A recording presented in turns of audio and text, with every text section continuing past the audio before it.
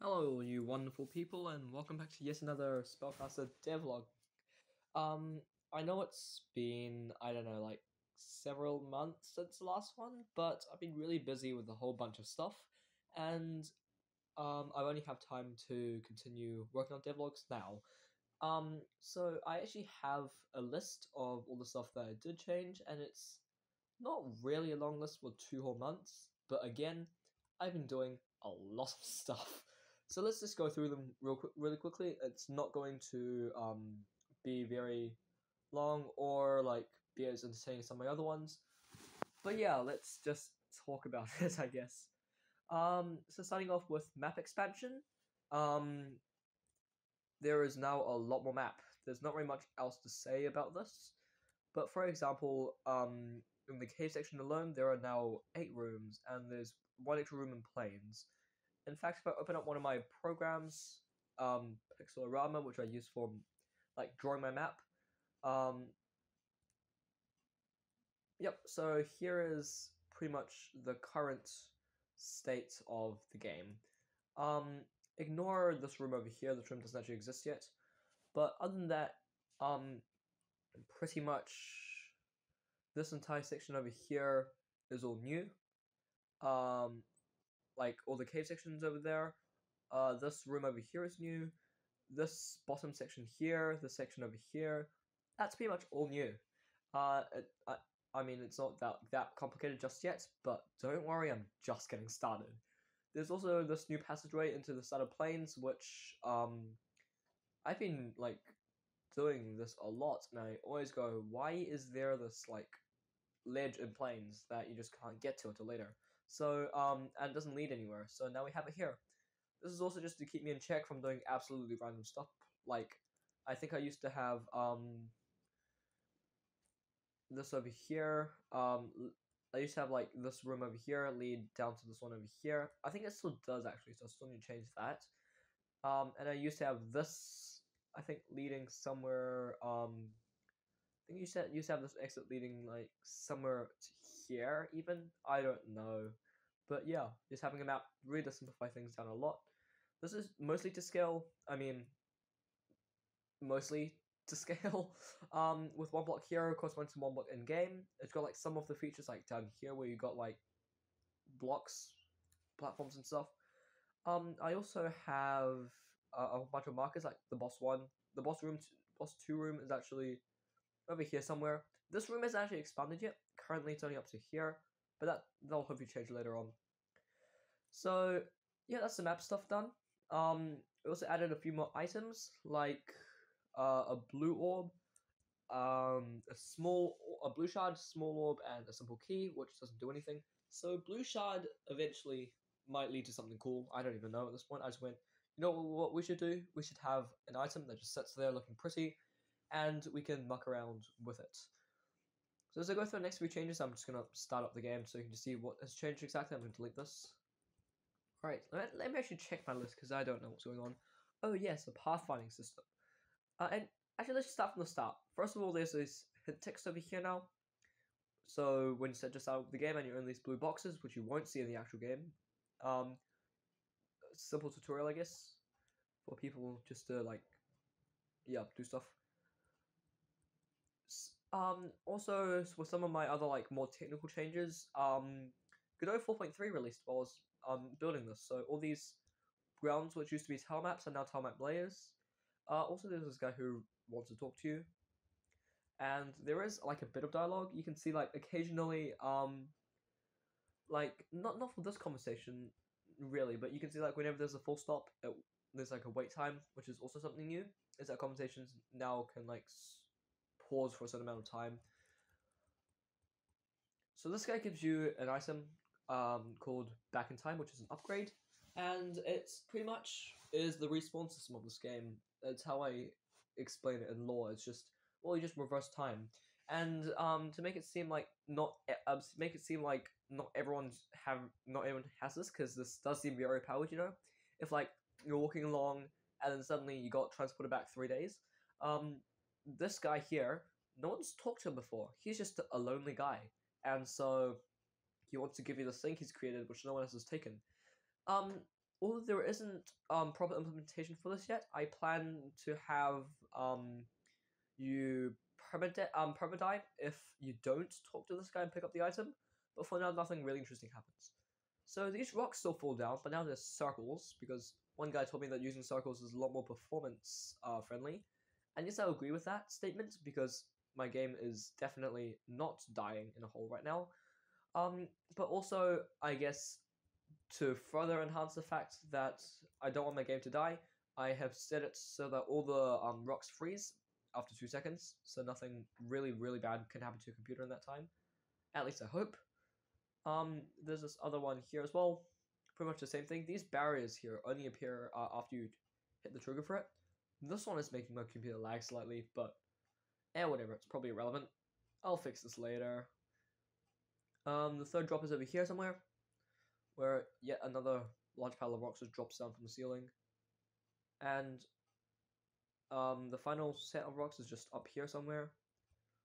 Right over here, where, yeah, you just get a small pile here that just blocks your way. You might be able to see, like, there's like blue boxes over here. That's the floor for the circles.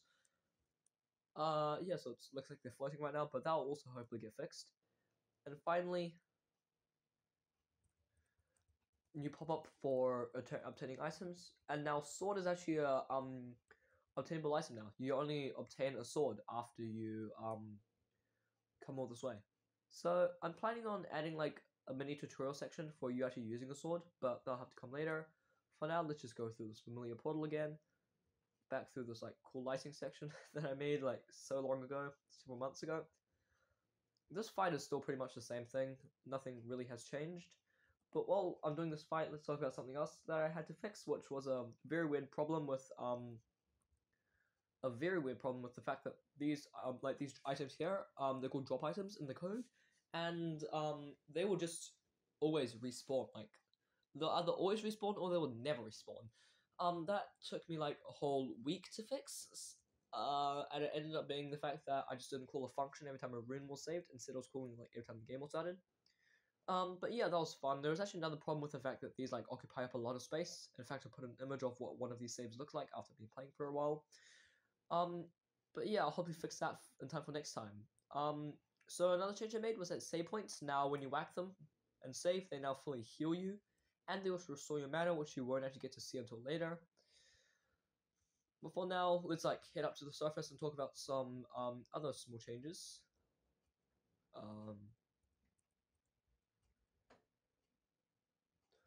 Alright, so this guy here is a shop. I forgot whether I introduced the shop. It's been so long. But now this item here is actually a sellable item. You sell a small orb and you get 10 essence out of it. I know this is not communicated clearly and I'm working this later. I'll demonstrate this later once I actually pick up some small orbs as well, but you can still buy the old light charm, which I will do because I can see things. That doesn't mean you can. Let's head back down again. Again, this isn't really clearly like displayed anywhere in game, but you can only equip items when you're right next to a save point, not anywhere you like. I should really write this down somewhere. So when you're next to a save point, you can use enter. I think enter instead of like X and Z, which is what you use for everything else. Don't worry, this will also get fixed later. At this point, it's just a whole lot of yep, I will fix this later. That I need to do. But yeah, most of this is still the same, I think. And once we get down into caves, then we'll see the first few major changes. Right, here we go down to the caves. These two items are temporary items that just give you a key when you pick them up. This was for me to test whether the keys worked and whether my drop item system was working, which now it is. And now we can head over here as before, I guess. And now you can see there's like small ball guys. That's the entire description. Thank you. Thank you for listening to my TED Talk. Small ball guys. Anyways, these guys actually do follow you. They use a grid-based pathfinding system, which pretty much is like it draws a whole bunch of dots on screen, and then it goes, well, this one's the closest to the player, so I should be heading towards this one next. There's actually two of them in this room. If I am able to pause the game and go into my Godot, that'll be nice, so I can show you what it looks like. Just know that because I'm also recording my screen at this moment, it's probably not going to be very smooth. Expect like 3 FPS. So here we go. Let's turn on visualize.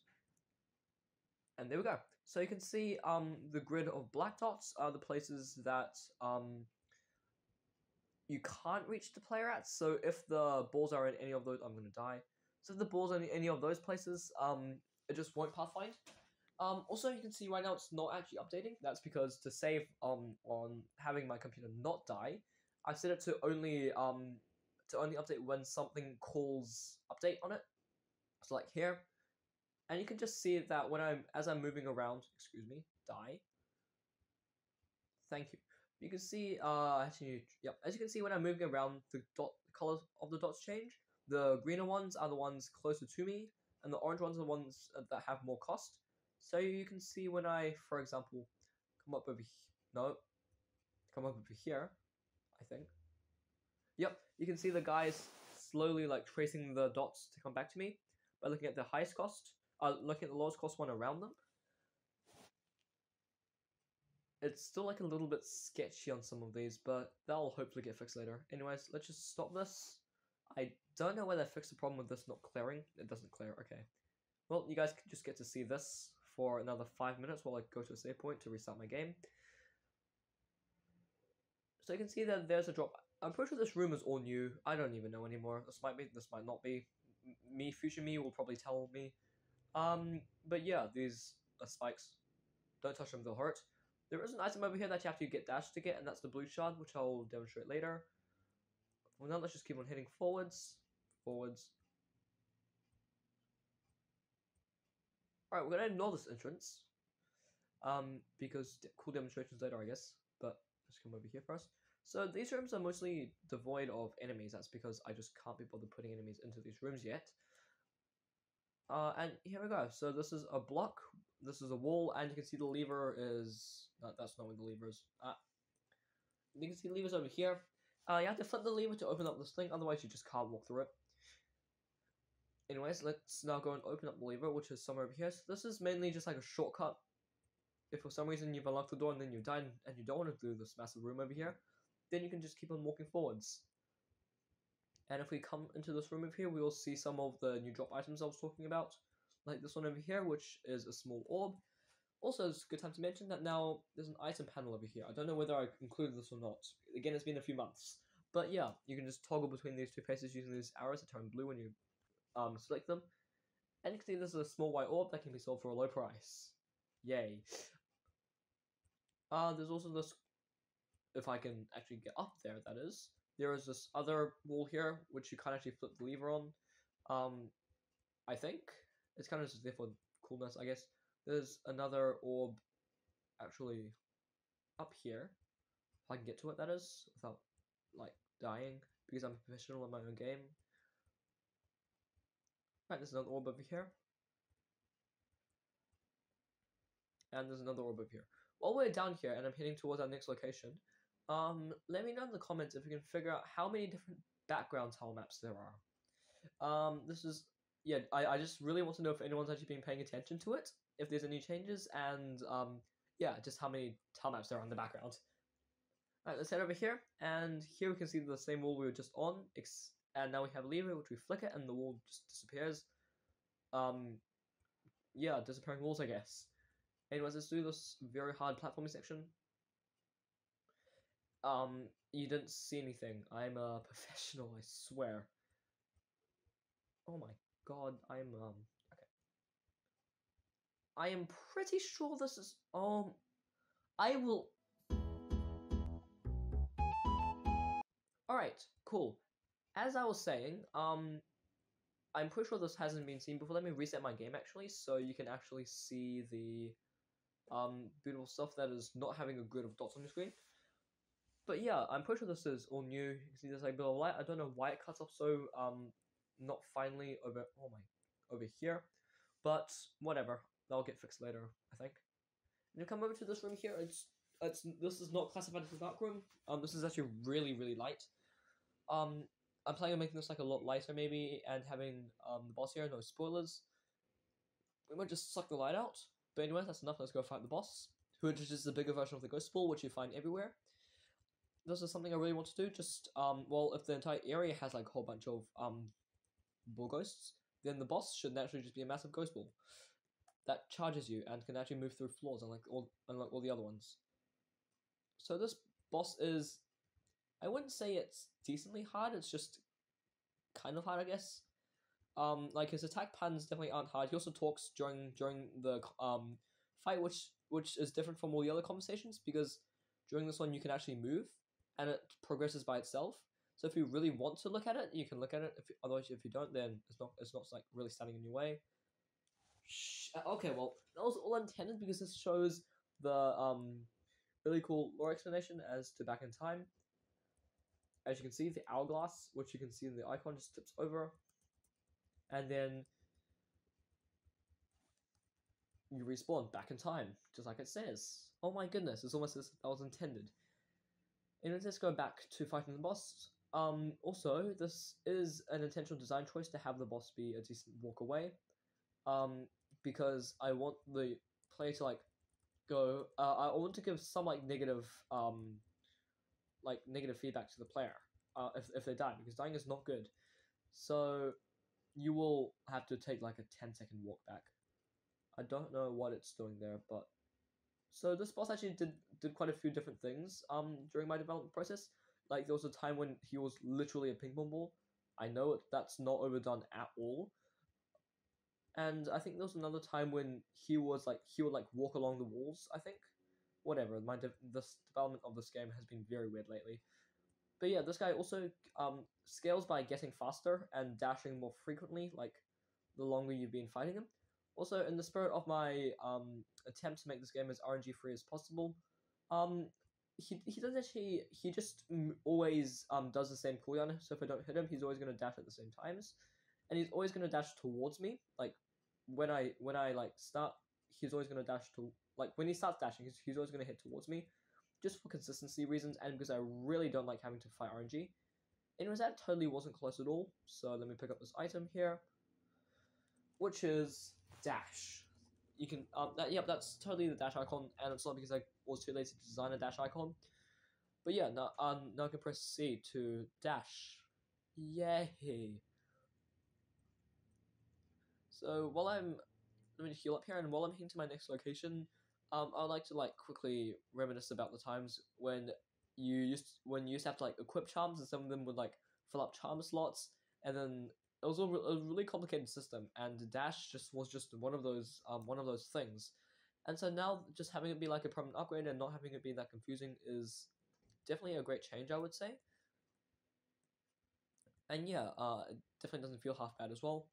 So let's come over here. And this is also a completely new area. Now since this is still very much in development right now, if you walk over there, then you'll walk off a cliff. But this place here is available for you to go to right now. And the ominous orange glow signifies stuff that's not very good. And here we go. This is another room. No way. But there's fire in this room. So my frames have just dropped considerably because who knew that rendering billions of particles and running OBS at the same time was a bad idea. Not me. That's who. So if you touch these 5 bars, you will die, and when you die, you do get sent back to the start of this section of room. Actually, just looking at it right now, there are a few times when the colliders aren't colliding properly, or the colliders are disabling way too early because you're playing this on the FPS. Yeah, this is great. I should really do this more often. Anyways, yeah, room. I guess so. This room isn't meant to be too hard. It's just slight platforming here in the start, and as soon as you're over here, you can maybe see my frames start restoring themselves. That's because once you're down here, then the previous room just stops rendering, it just stops functioning at all, and then you get this part which looks easy, and it is pretty easy. That's because I haven't bothered to put in a lot of 5 bars yet, but it pretty much just cycles every 7.5 seconds, and there's another wave of geysers, I guess. There's supposed to be a guy here that talks to you, and there's supposed to be a cool animation. But I don't have time for that, so let's just pick up this next item, which is going to be Fireball. I really wanted to have Fireball close to Dash because it should be, in my eyes, at least a pretty early game upgrade. The entire game is based on spellcasting. So, also, yeah, this is the thing right now, is that you can just step into death to teleport back to the start of the room. Right, time to show off my fireball, which I think I did show off like once, but that was like 10 years ago to me at this point. So yeah, just show off my fireball real quick. So you can see there's like a slight orange glow around it. The explosion's still the same, and if we like throw a fireball at the guy will just die because fireballs deal like 5 damage. Your sword deals 1. You can just see why they die basically. Anyways, let's just wait for fireball to come back again. There is passive mana regeneration here, but there are a few charms which I'll show off very soon, which can change a whole bunch of like it can change mana to be more of like, I guess, an offensive tool and a defensive tool depending on how you want to use it. That probably made no sense, and that's okay. So if we come down here, let's pick up this item that I created a whole time ago, blue shard, which is quite literally just a blue shard. I've written that it seems to be part of something bigger right now, and that is what I'm intending for it to do. Die. Just die, thanks. Alright, so let's head back up and I'll show off my selling. And then that's pretty much it for this video, I think. I mean, there's probably still like a lot of changes that I made that I haven't mentioned before, but those will probably come later. Let's just come over here. Yeah, we'll go the other way later after I've... Oh yes, this is still a problem. I don't know why that's a problem, I'll fix it later. Alright, so you can see if we sell an orb to it, we get an extra 10 mana. Actually, how many orbs do I have? I have 2 orbs left. Alright, so if I shop, I can't now because I love breaking my own code. Yeah, buggy mess that the code is because it's... Oh my gosh, I think I might have just destroyed something completely. That's okay. Alright, but yeah, you can just sell items. Oh my god. I'll probably come back to this later. Just to demonstrate, or ask future me to put on a clip of me actually selling something. Another guy who talks, and this is the entrance to the next main area, which is going to be the city outskirts.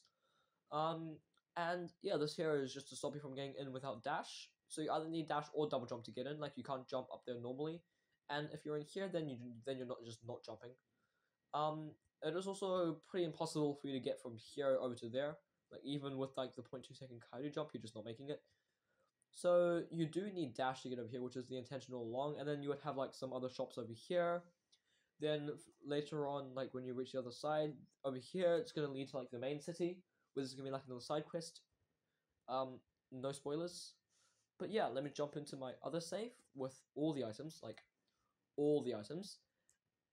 This is also my mess up one with Fireball is actually a charm and not an upgrade. The charms are on this side of the screen, upgrades are on this side of the screen. And yeah, so some of the other ones include... Okay, they're supposed to say Mana Filled Slice, which you just gain mana on hitting enemies, and Mana Focus, which consumes your mana to focus faster. As a slight demonstration, let's go and get whacked in the face by our friendly pals.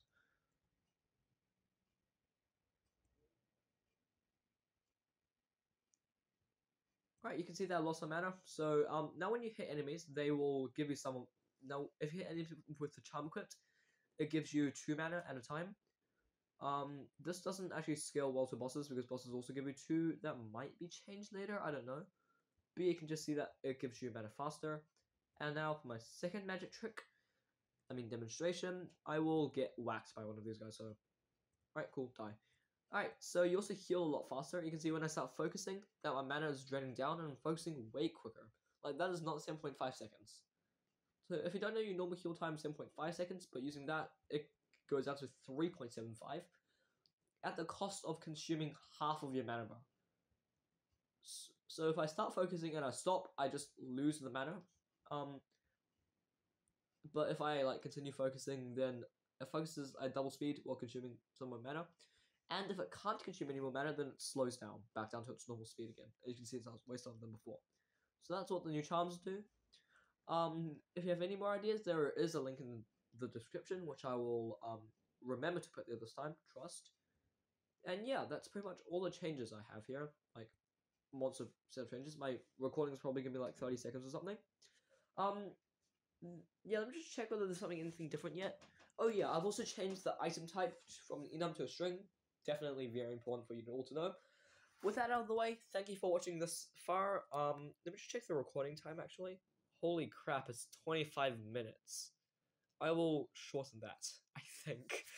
Anyways, thank you all for watching, and like and subscribe if you like this video, and I'll see you all in the next one, which will not be in 4 months. Trust.